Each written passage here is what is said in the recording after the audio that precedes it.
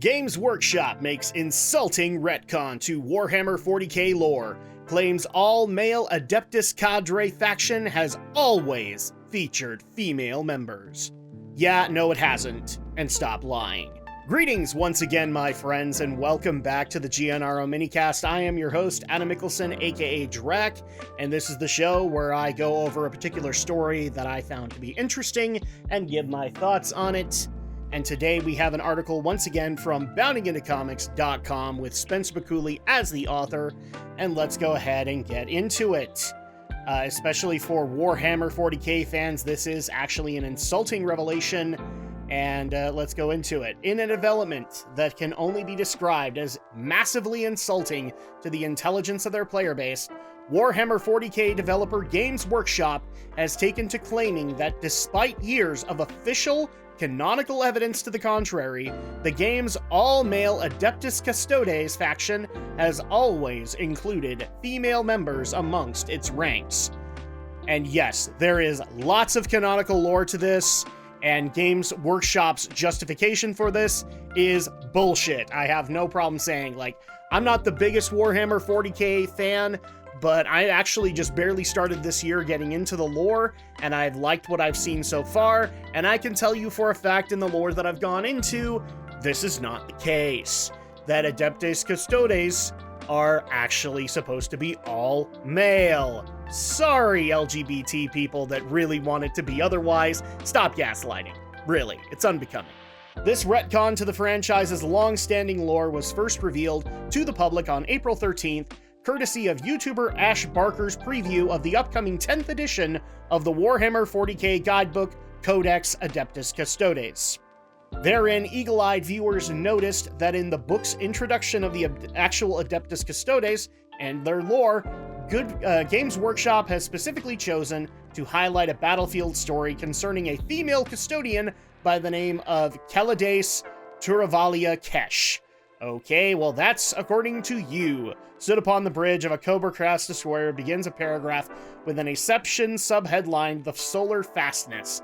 Named Vigilant Flame, the warship belonged to the mighty Battlefleet Solar. She lingered in the shadows at the back of the bridge, positioned at a spot where she could observe the actions of every crew member, be they in the instrumentation pits or at the armament shrines, or, in the case of Shipmaster Lethwick, stood Ramrod straight before his command throne.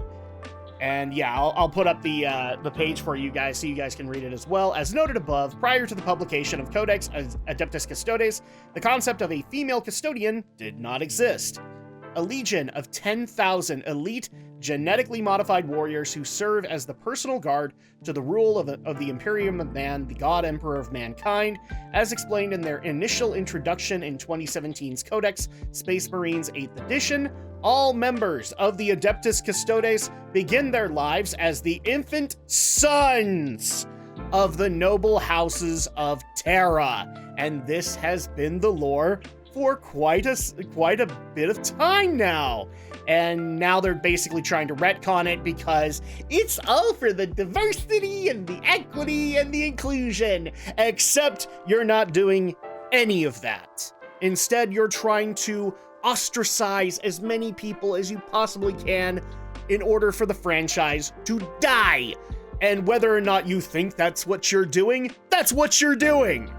Elaborating on this brief bit of lore 3 years later in the guidebook's 9th edition printing, Games Workshop additionally detailed potential custodians are taken in at a very young age to better survive, no older than late infancy, and it is a great honor for those of Terran noble houses to submit a son. All of which backed up in this article by the actual lore. Further, when asked point blank by a fan in 2019 whether Custodes can be female, longtime series lore contributor Aaron Dembski-Bowden, even despite his own openness to the idea, admitted that the God Emperor's elite had canonically always been presented as male. Which makes sense within the lore, whether you like it or not. You can find other ways to be able to bring women into it. Oh wait, as Twitter has pointed out to us so much, they did! They made the Sisters of Battle. Oops.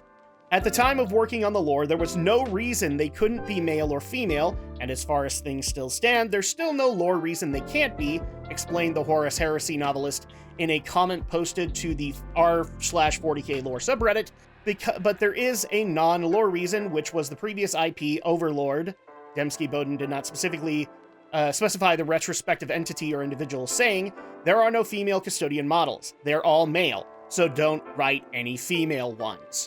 There was also a studio mandate a couple of years after that saying, don't do female custodians, he continued, which, again, a lot of these mandates that he is actually stating came from the original people who created the 40k lore, which means they made the world, not you. Again, that seemed to tie in with the release of an all-male mini line, two very rare moments of direction from on high. Still, we have to adhere to it. I don't want to argue about what that may or may not mean, since although I'm ambivalent to the notion of female Space Marines, really, they'd make such little difference at the end result, I couldn't care less what gender they start out as. Several creators actively thought female custodians would have been cool, and there was no lore against it, Dembski Bowden concluded. However, we have clearly stated that yes, there is lore that states against it. Hell, we were in the position to make lore for it, but long story short, no. The answer seems to be there aren't any, though the reasons aren't in universe yet. Well, that's the problem, is that you didn't create this universe. Now, Dembski Bowden has helped create a lot of the additional lore to this, but again, when you have directives from on high from the people who actually created the lore, you kind of have to adhere to it.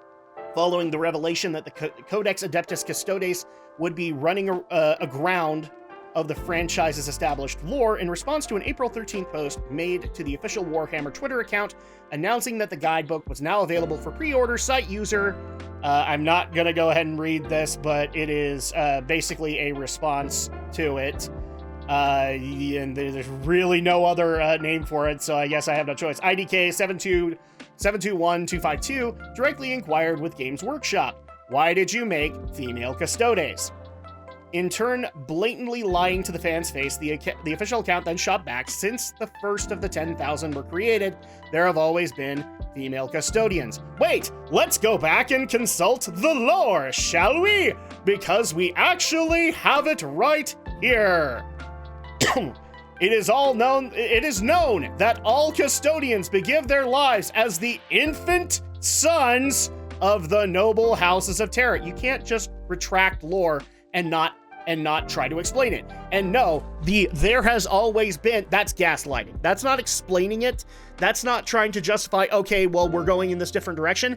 That's you gaslighting fans in an era where geeks and fans are sick and tired of being fucking gaslit. As of writing, the Codex Adeptus Custodes is set to officially stomp all over the series' lore on April 27th, which, as many before me have actually pointed out, for years, the Warhammer custodians of the lore, let's put it that way, have not been on its side and have not wanted to safeguard any sense of what was laid before them. They instead just want to basically change all that they don't like in favor of diversity, equity, and non-diversity, non-equity, and non-inclusion, because whether or not you spout those three words, you aren't going for them. In fact, I would dare say there are more Warhammer fans that are against this, that are more embracing and more diverse and more equitable and more inclusive than you punks. So at that point, you have deserved every bit of backlash that has come your way. I've already seen a couple of stories on this. My opinion is they are obviously changing the lore because they don't like it.